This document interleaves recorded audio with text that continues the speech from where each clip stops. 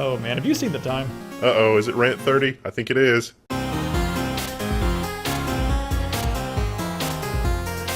It is so Rant 30. The TPP leak. What's the TPP? The TPP. So I thought we were going to break into a rap song there for a second. The Trans-Pacific Partnership. Well, what is that? I mean, the Trans-Pacific Partnership, that's a terrible name. That doesn't, well, it sounds so innocuous. I mean, it's like, I don't know. You go ahead and explain it, and then I'll explain what's going on with the leak. How's that? Well, okay. So the Trans-Pacific Partnership is sort of, the name is just so insidious. It seems so innocent, but it's so much more insidious than that. And it's almost like the doublespeak from 1984. It's like, the Ministry of Love or whatever. It's Yeah. it's the Trans-Pacific Partnership. It's a partnership across the Pacific. What? That's great. No, Yeah. it's about intellectual property. It's an agreement that's being negotiated in secret, mostly with the Pacific Rim countries, although England is somehow involved, or the UK, I guess, is somehow involved, and It has to do with copyrighted works and how copyright works, but also copyright of things like plants, like the Monsanto thing, which we'll get into more in a minute, and how those are to be treated legally, and it's like, does copyright infringement warrant jail time, and how countries should react as far as copyright and intellectual property and intangible goods like that go. And so this is an agreement being negotiated in secret to determine how that'll behave, and the only people involved are governments and very large corporations. The citizenry and the consumers have been totally left out. So before we talk about what happens when the customer or the consumer or the citizen gets left out, let's just go through. I made a really sloppy, ugly Word document here that I just slapped together. I think I even slapped things. There's even some misspellings in here, but I'm going to pull it up on the screen, and we're going to go through this. Here's what it does. It extends the life of the copyright to the life of the author plus 100 years. Right now in America, it's 70 years, and in most other countries, it's way smaller than that, and that is an attack on our culture. We've made a separate video on that, so you guys can watch that on your own time. It would extend the life of copyright for corporations to 100 years and 120 years for unpublished works. As far as fair use goes, it's not exactly clear. There's a lot of argument going back and forth in the documentation, but it looks like... What's fair use?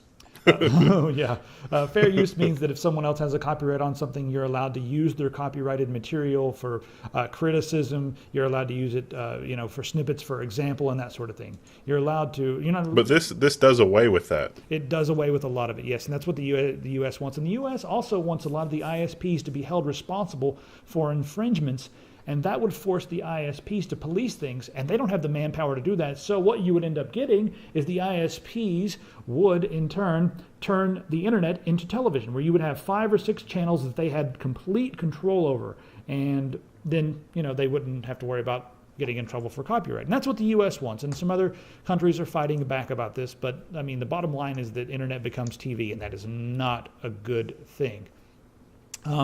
It would also make it totally illegal for you to circumvent DRM, and that's already the case in America. Like, if you circumvent DRM, you're breaking the law. There are some very, very narrow exceptions in the DMCA, but those have been closed off over the years. There used to be an exception for unlocking your cell phone, and even Obama was like, no, we need to let people unlock their cell phones.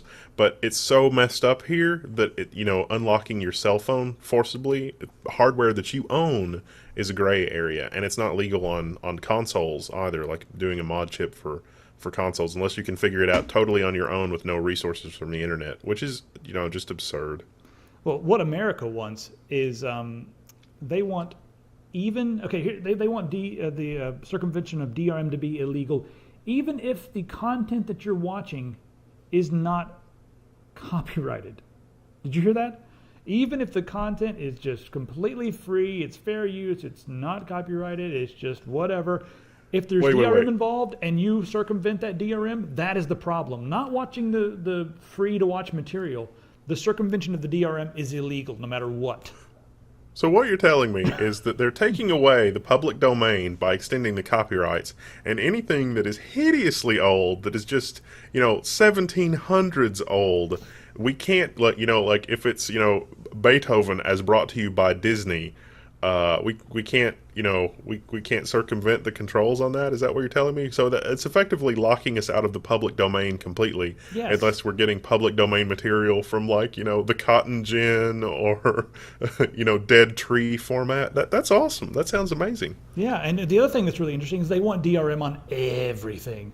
They want DRM in HTML5. They want it on everything on the internet. So therefore, if you get around anything, even if it's some free content, I mean, it's just so absurd. I can't keep a straight face. It's like, wait, there's more ephemeral copies. Like when you have a server and you're transferring something, or you've got one computer and you're transferring a file between the two, there's an ephemeral copy. There's like copies in both places. Those copies, according to what the U.S. wants, could be infringing. I mean, that's so completely insane. I mean, it doesn't even make format shifting, time shifting. Yeah. No, not allowed. It's like, I think they're also trying to make it illegal. I mean, by extension, the little single antenna, single subscriber, you rent an antenna, over the air cable subscription services that we have now, where you can get broadcast television in like metropolitan areas like New York City, where there's a service operator that will rent you an antenna, that will allow you to rent from them an antenna to receive broadcast television and then stream it to you over the internet, which has been ruled legal.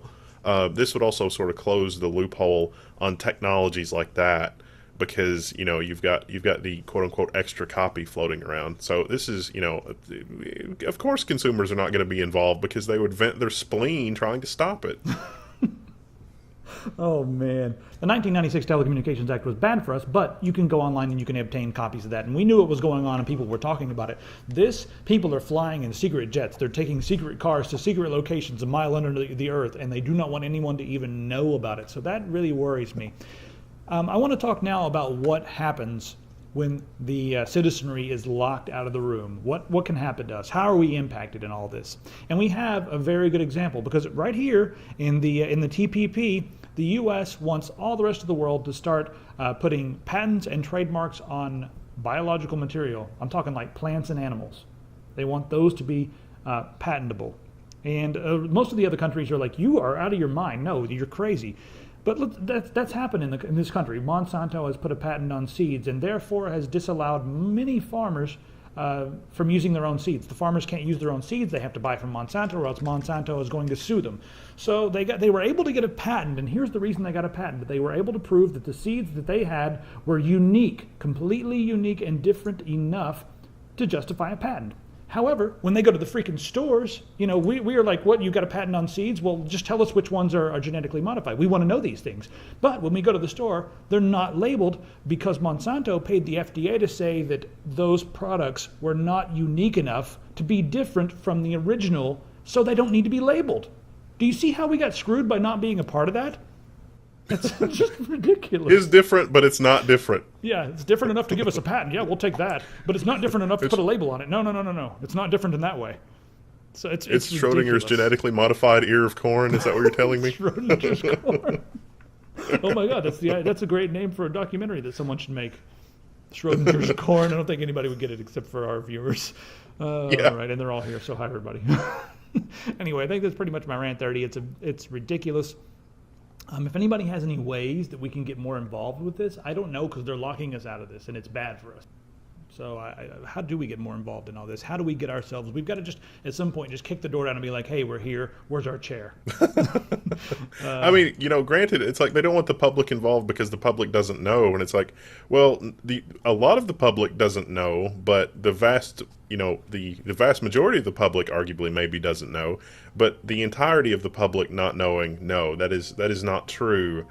The government needs to be open and the citizenry need to be involved. Otherwise, it's like, why are you doing this? What is your motivation?